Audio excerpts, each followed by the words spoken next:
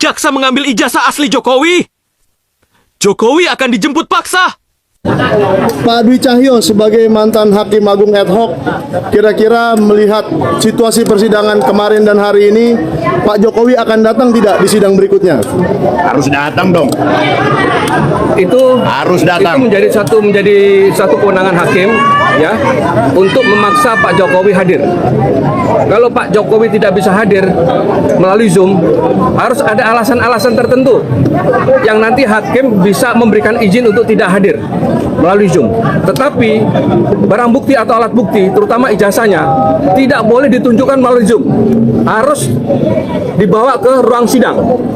Ya. Barang bukti atau alat bukti tidak bisa ditunjukkan dengan Zoom, tapi harus dibawa ke ruang sidang. Nah, dalam hal ini sudah menjadi kewenangan jaksa untuk mengambil barang bukti itu. Jaksa harus berani mengambil ijazah aslinya Jokowi sebagai barang bukti atau alat bukti. Dan betul nggak Pak, kalau 3 kali panggilan ketiga Pak Jokowi tidak hadir juga bisa dijemput paksa? Sepanjang alasan itu tidak bisa diterima oleh hakim, bisa dijemput paksa. Oke, terima kasih Pak. Wartawan sekalian, pada minggu yang lalu teman-teman wartawan sudah mengetahui kami berjuang keras untuk memperoleh berkas perkara, dan kami sampaikan kami telah mendapatkan berkas perkara tersebut akhirnya. Dan dari berkas perkara yang kami peroleh itu, ada 6 hal yang akan kami kemukakan. Yang pertama, Pengadilan Negeri Jakarta Timur dinilai tidak berwenang secara relatif. Sebagian telah disampaikan, tapi saya akan sampaikan secara lengkap. TPDT menilai penuntut umum tidak konsisten dalam menentukan lokus delikti. Di dalam surat dakwaan disebutkan beberapa lokasi berbeda, mulai dari Jakarta Pusat, Jakarta Selatan, hingga akhirnya perkara diajukan ke Pengadilan Negeri Jakarta Timur tanpa penjelasan hukum yang memadai mengenai dasar penentuan kompetensi relatif tersebut. Selain itu, dasar penggunaan surat keputusan Ketua Mahkamah Agung mengenai penunjukan Pengadilan Negeri Jakarta Timur dinilai belum menjelaskan secara tegas apakah juga berlaku terhadap perkara Dr. Tifauziah Tyasuma yang diajukan dalam berkas tersendiri.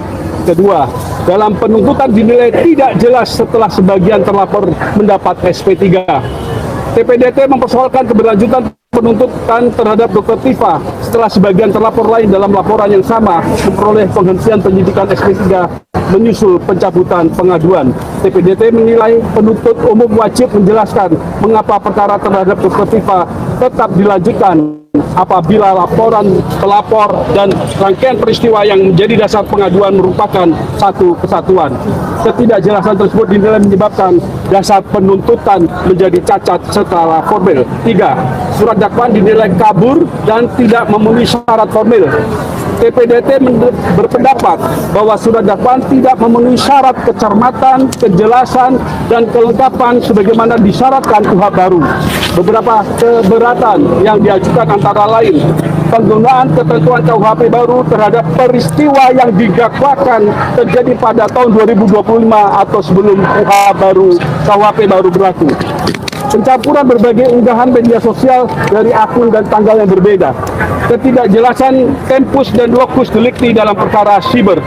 Pencampuran perbuatan pihak ketiga ke dalam dakwaan terhadap Dr. Tifa tanpa penjelasan hukum yang rasional terhadap perbuatan-perbuatan tersebut. TPDT menilai kondisi tersebut mengakibatkan surat dakwaan menjadi obscur liber atau kabur. 3 yang terakhir, 4. Dakwaan produk jurnalistik dinilai bertentangan dengan Undang-Undang Pers. TPDT menolak penggunaan tayangan media dan produk jurnalistik sebagai objek pidana tanpa terlebih dahulu menempuh mekanisme penyelesaian menurut Undang-Undang Pers.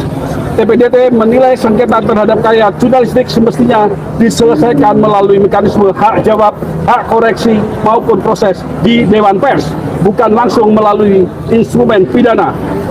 5. Hak imunitas dan kepentingan umum. TPDT berpendapat bahwa sebagian pernyataan Dr. Tifa berkaitan dengan aktivitas dalam proses hukum dan isu yang bersangkutan menyangkut kepentingan publik. Oleh karena itu, penuntut umum dinilai perlu menjelaskan secara rinci mengapa pernyataan tersebut dianggap memenuhi unsur pidana dan tidak termasuk bentuk kritik, analisis, atau penyampaian pendapat yang memperoleh perlindungan hukum. Terakhir, negara hukum harus mengutamakan due process of law.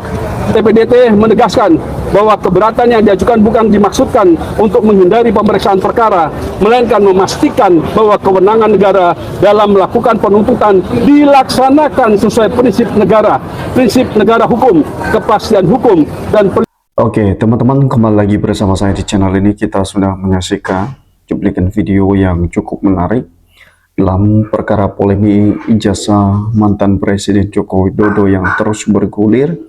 Tentu dalam hal ini bahwa teman-teman seperti di cuplikan video tadi kita melihat bahwa lagi-lagi ya mantan Presiden sepertinya ingkar janji akan datang di pengadilan. Kita melihat teman-teman hal ini bahwa dalam pernyataan-pernyataannya menyatakan bahwa akan datang di pengadilan untuk menunjukkan, memperlihatkan ijazahnya. Ya, jadi sebenarnya ini hal yang ditunggu-tunggu oleh netizen, apalagi para tersangka teman-teman.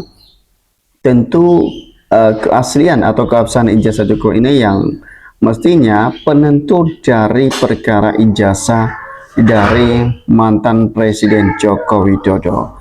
Ya, jadi teman-teman, kalau saat ini menjadi pertanyaan yang cukup serius di tengah-tengah masyarakat saat ini, kita melihat bahwa itu diakibatkan atau disebabkan karena memang dari awal kasus ini ya ijazah atau fisik dari ijazah itu tidak pernah ditujukan oleh Jokowi kepada para tersangka. Sebenarnya kalau kita melihat ya mantan Presiden Joko Widodo itu belajar dari kasusnya Bambang Tri dan Gus Nur ketika ijazahnya dituding palsu. Ya, sebenarnya itu dari situ ya sebagai pembelajaran bagi mantan presiden untuk ya mau tidak mau harus ijazah ini harus diperlihatkan kepada mereka supaya di kemudian hari tidak ada lagi pertanyaan-pertanyaan yang membuat publik itu menduga-duga ya terhadap ijazah dari mantan Presiden Joko Widodo. Ya, jadi teman-teman, dalam hal ini bahwa inilah yang kita lihat saat ini ya, pernyataan-pernyataan dari mantan Presiden Joko Widodo pada akhirnya diingkar juga dan bahkan tidak hadir di pengadilan untuk menunjukkan ijazahnya, memperlihatkan ijazahnya, sehingga publik mempertanyakan. Ya, begini pertanyaannya, apakah ijazah dari mantan Presiden Joko Widodo itu masih ada atau tidak? Ya, jadi teman-teman, dari cuplikan video yang kita lihat, ya sebenarnya bagaimana respon netizen, bagaimana tanggapan netizen, ya terhadap sikap dari mantan presiden tersebut. Ya, dimulai dari Andi Supena menyatakan bahwa setiap sidang nggak perlu hadir berkali-kali, seret paksa ke pengadilan. Nah, hal ini sebenarnya ini sangat gawat teman-teman ya. Kalau misalnya ini diberlakukan kepada mantan pejabat atau ya pejabat seperti mantan presiden, ini sangat berbahaya sekali. Ya, kalau misalnya setiap sidang itu tidak hadir bahkan atau berkali-kali, bisa saja ini bisa diseret atau dijemput paksa oleh pengadilan. Oke, jemput paksa oleh rakyat dan bawa ke persidangan, terus masukkan ke penjara supaya negara dan rakyat aman dan selamanya. Ya, gue mau hadir Jokowi di persidangan, sedangkan surat panggilan saja belum dari pengadilan. Ya, sebenarnya teman-teman, kalau misalnya ya kronologi pemanggilan itu ya katanya ya kalau misalnya seperti komentar netizen ini, gue mau hadir tapi ya surat undangan dari pengadilan masih belum ada. Ya, jadi kita nggak tahu, mungkin teman-teman yang lain nanti bisa menelusuri hal ini, apakah surat pemanggilan itu sudah dikirimkan kepada Pak Jokowi atau sudah diberikan kepada Pak Jokowi, ya sehingga kalau misalnya tidak, ini masuk akal juga ya, karena sepanjang tidak ada undangan, hanya katanya pengadilan mau memanggil tapi tidak ada surat pemanggilan, ya mestinya ini pengadilan harus dipertanyakan ya. Ya, jangan-jangan ada udang di balik sampah. Oke. Kemudian rakyat sudah tidak percaya terhadap penegakan hukum karena Jokowi jangan harap hadir di persidangan. Ya, mundar-mandir Jokowi, ya itulah yang terjadi. Geledah rumah Jokowi, siapa tahu menemukan bakar uang. Ya. dan bahkan di sini katakan jemput paksa dan selesai. Ya, jadi Jokowi harus dijemput paksa oleh rakyat kalau pengadilan nggak mampu. Ya, jadi teman-teman, kita nggak tahu sebenarnya apa yang terjadi ya dalam sepertinya miskomunikasi antara pengadilan dengan masyarakat atau netizen saat ini. Ada yang mengomentari tadi, satu menyampaikan bahwa ya sebenarnya dia mau saya mau hadir tapi surat pemanggilan atau undangan itu ya tidak ada. Ya, ini masuk akal juga. Nah, jadi teman-teman, kalau misalnya pengadilan tidak mampu sepertinya lemah dalam mengungkapkan kasus ini, mesti mundur saja ya. Ya, mundur saja biar orang lain yang mengadili atau yang memutuskan perkara ini. Ya, jadi ini hukum kok bisa diacak-acak satu orang. Kalau penegakan hukum nggak bisa adil, nanti rakyat sudah nggak percaya sama hukum. Oke, inilah hukum Indonesia. Kalau rakyat kecil udah pasti dijemput paksa. Ya, jadi memang inilah realita dan bahkan inilah yang kenyataannya kita lihat ya di lapangan saat ini. Ya, kalau misalnya masyarakat Indonesia, masyarakat biasa yang bermasalah, tentu ya hari itu aja udah bisa dijemput paksa, apalagi teman-teman berhari-hari. Ya, ini tidak mungkin. Ya, bayangkan kalau misalnya mantan pejabat ya bahkan berbulan-bulan, bertahun-tahun pun ya masih ya sepertinya masih mereka ada waktu ya untuk tidak segera memanggil atau menjemput paksa. Ya, jadi inilah hukum di negara ya yang sering disebut oleh netizen ini negara Konoha, teman-teman. Dan realita yang atau kenyataannya yang kita lihat saat ini ya seperti ini ya. Bahkan ketika nantinya masyarakat apalagi masyarakat menengah ke bawah ada berurusan dengan hukum, saya yakin dan percaya bahwa ini kasusnya cepat sekali terbongkar. Tapi kalau mantan pejabat, apa yang terjadi?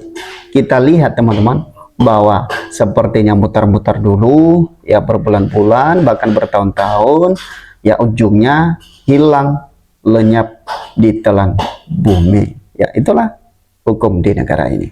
Berikan komentar Anda teman-teman. Sampai ketemu di postingan.